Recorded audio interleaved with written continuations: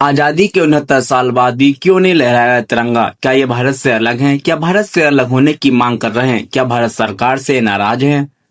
दोस्तों, मेरा नाम है बॉबी सैनी और आज हम एक ऐसे गांव की बात करेंगे जहां आजादी के 69 साल बाद भी तिरंगा नहीं लहराया गया।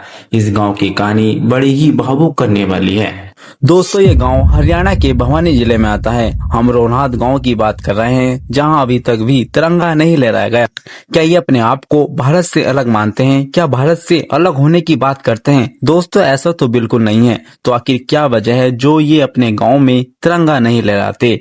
आज हम अपनी इस वीडियो में इस गांव की पूरी हिस्ट्री जानेंगे और आपको समझाने की कोशिश करेंगे आखिर क्या है पूरा मामला। आइए जानते हैं इस वीडियो में।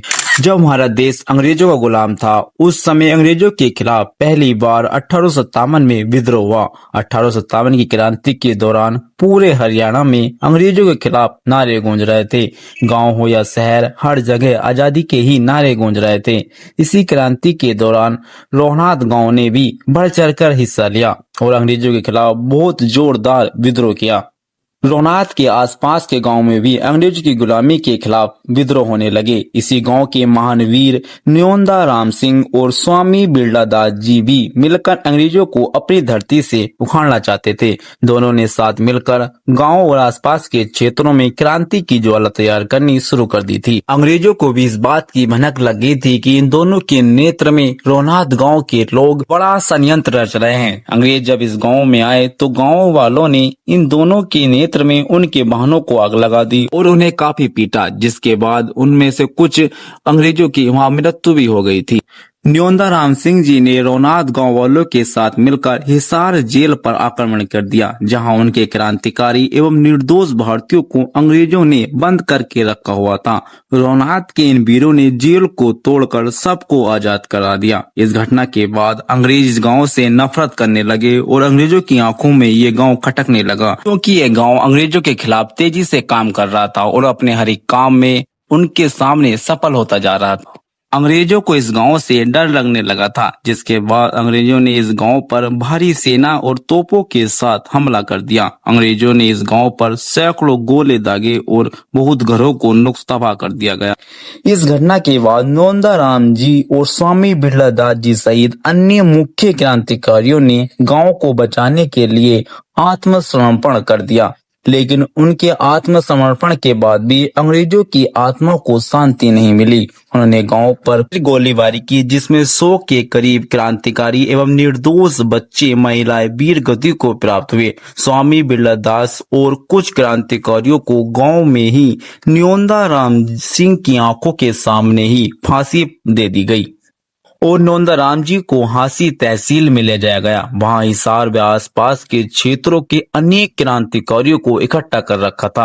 वहां सर्वप्रथम नोंदा राम सिंह जी को अंग्रेजों ने अनेक यातनाएं देने के बाद भी सड़क पर रोड रोलर से कुचल दिया, लेकिन फिर भी आखिरी सांस तक देश की आजादी के नारे वे लगाते रहे।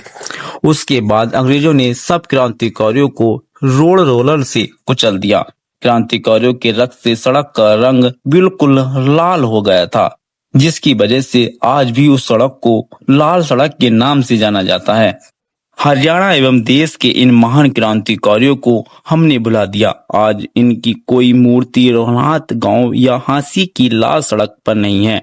इतनी यातनाएं देने के बाद भी अंग्रेजों को शांति नहीं मिली। उन्होंने रोहनाथ गांव की जमीन बाहरी लोगों को नीलाम कर दी, ताकि बाद में उनके पैतृक हकदारों को उनका हक नहीं मिल सके। राजस्व रिकॉर्ड के मुताबिक 20,656 बीघा जमीन जब्त की गई थी, जो उस समय 8,100 रुपए में बेच दी गई थी। रोहनाथ गांव के वीरों ने अपने देश को आजाद कराने के लिए अंग्रेजों की इतने अत्याचार झेले हैं और फिर भी अंग्रेजों का डट के सामना किया है। लेकिन आजादी मिलने के बाद सरकार ने रोहनाथ गांव वालों को जो सम्मान मिलना चाहिए था, वो सम्मान नहीं दिया। रोहनाथ गांव के लोगों को दुख है कि सरकार की ओर से जो उनके पूर्वजों को सम्मान मिलना चाहिए था और वाजिब मुआवजा जो मिलना चाहिए था, वो नहीं दिया जा रहा। उन्होंने सरकार से अपनी जमीन वापसी की भी मांग की है, लेकिन उनकी जमीन अभी तक उन्हें वापसी नहीं की गई।